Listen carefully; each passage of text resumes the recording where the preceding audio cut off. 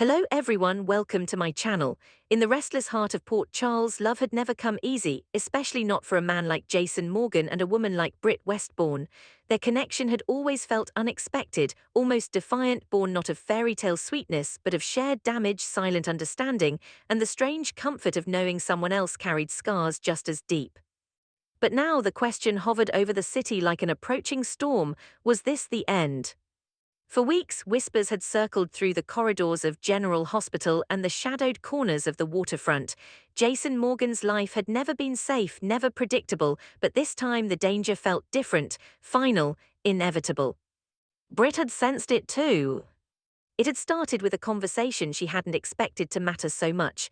Her mother, Liesl Obrecht, in one of her rare moments of brutal honesty, had forced Britt to confront a truth she had tried to ignore. Time was not a luxury, not for someone with Huntington's disease looming over her future, not for someone who had already lost so much, and certainly not for someone who loved a man whose life could be taken in a heartbeat. Time can be stolen, Liesl had warned her, by illness, by enemies, by fate. Those words echoed in Britt's mind as Valentine's Day unfolded across Port Charles. Lovers filled restaurants, flowers were delivered, champagne corks popped. And Britt made a decision. She wasn't going to waste a single second. When she went to see Jason Morgan, there was no pretense left between them, no games, no hesitation. The February 16 episode captured it perfectly, the raw urgency in her voice, the way she looked at him as if memorizing every line of his face. Time could be stolen from us at any moment, she told him quietly. Jason, as always, didn't overreact. He didn't offer grand declarations, but there was something in his eyes, something unguarded, that told her he understood. And then the passion ignited. It wasn't soft or slow, it was desperate, two people clinging to the present as if it might dissolve beneath them. In that moment, they weren't mob ties or medical diagnoses or looming threats, they were just Jason and Britt. But Port Charles had a cruel habit of punishing happiness. Because even as they held on to each other, danger was already closing in. The name Ross Cullum had resurfaced like a ghost from Jason's past. Cullum had always been the kind of enemy who preferred calculated retaliation over impulsive rage, and Jason had made himself visible, careless, even by indulging in stolen moments with Britt. If Cullum was watching, Valentine's Day might as well have been a target painted on Jason's back. There was an eerie quality to the episode's packing, a subtle sense of foreshadowing.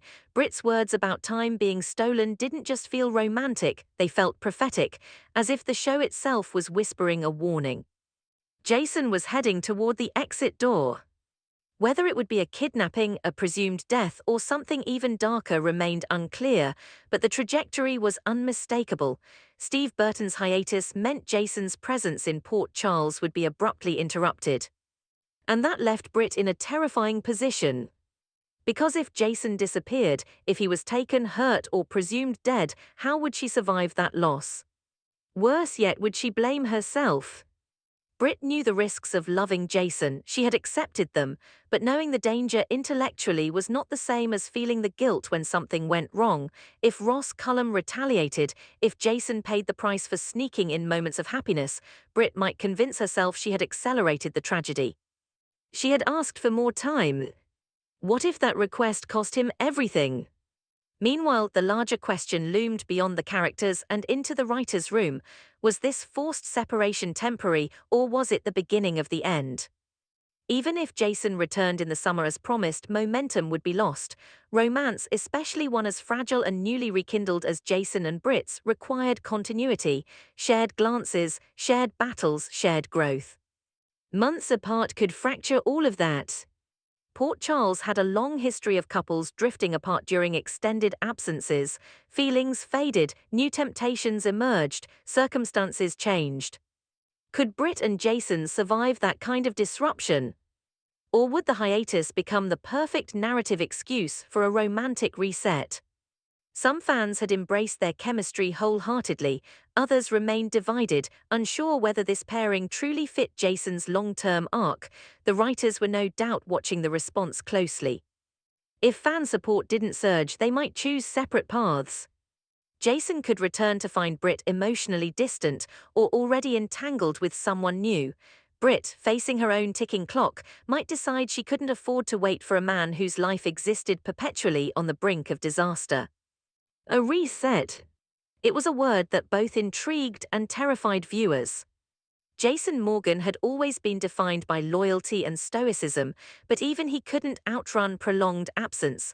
Would he come back determined to reclaim Britt, or would he return changed, hardened by whatever danger awaited him? And Britt, would she still be the same woman who clung to Valentine's Day like it was oxygen? Or would heartbreak reshape her? As whispers of impending danger intensified, Port Charles seemed to hold its breath. Something disastrous loomed, something that would test not just Jason's survival, but Britt's resilience.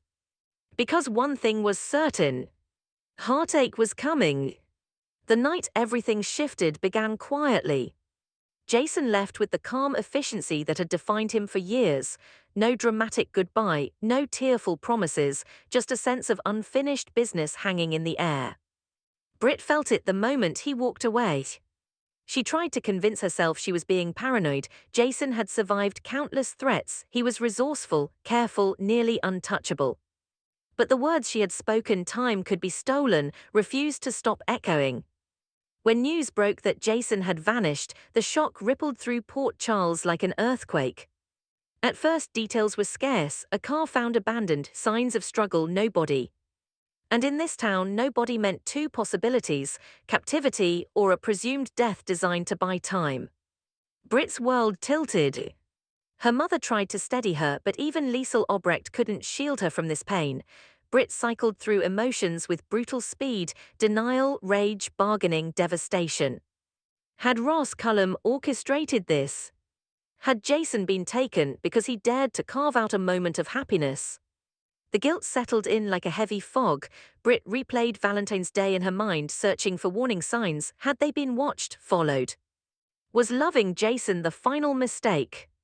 As the days passed without answers, reality began to sink in. Jason was gone. Whether temporarily or permanently, the absence was real. And absence changed things. Without Jason's steady presence, Britt felt untethered. She still went to work, still performed surgeries, still wore her armor of sarcasm, but beneath it all was a hollow ache. Friends tried to reassure her that Jason would return, that he always did. But hope was exhausting.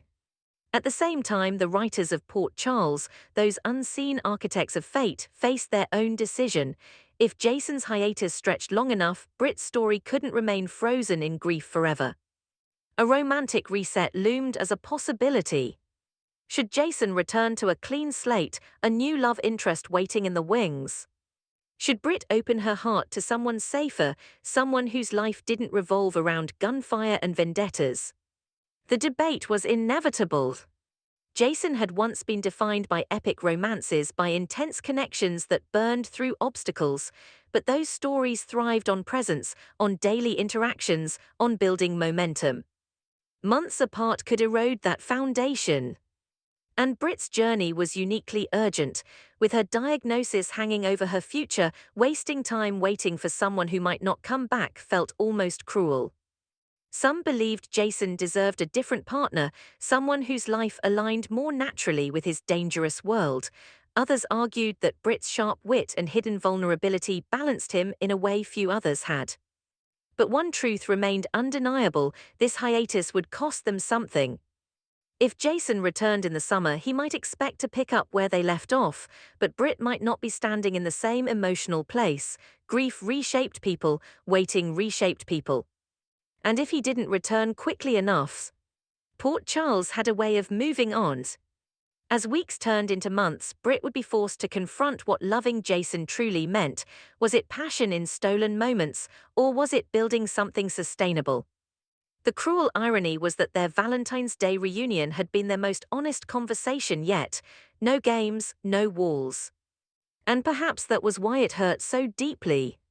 They had finally acknowledged how precious their time was, only for time to be ripped away. In the coming episodes, Jason's fate would remain shrouded in uncertainty. Grave danger lurked, disastrous news threatened to surface at any moment.